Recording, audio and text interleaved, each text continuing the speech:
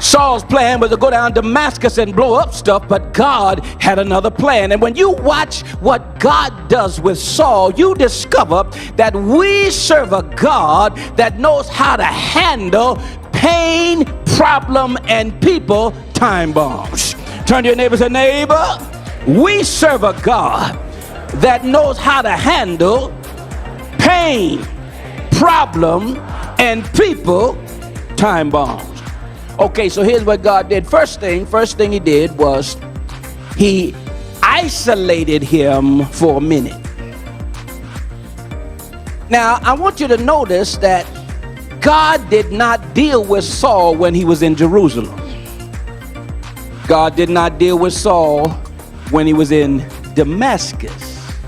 He dealt with him in between Jerusalem and Damascus. Because if he had dealt with him in Jerusalem, that Jerusalem crowd would have egged him on. If he had dealt with him in Damascus, it would have been too late. He would have already exploded. So when he got him away from the crowd that set him, and not with the crowd that was set to be destroyed by him, when he got him by himself, that's when he dealt with him.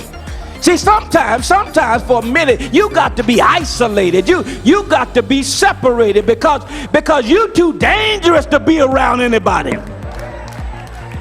So when he got him isolated by himself, that's when he began to deal with him. And when you get isolated, sometimes the isolation is in a therapy room.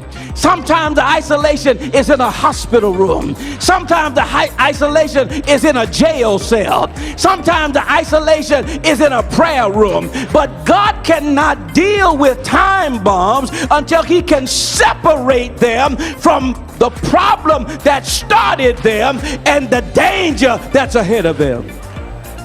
So first thing that he isolated them.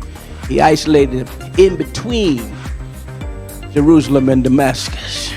Next thing he did was he highlighted him with a heavenly light.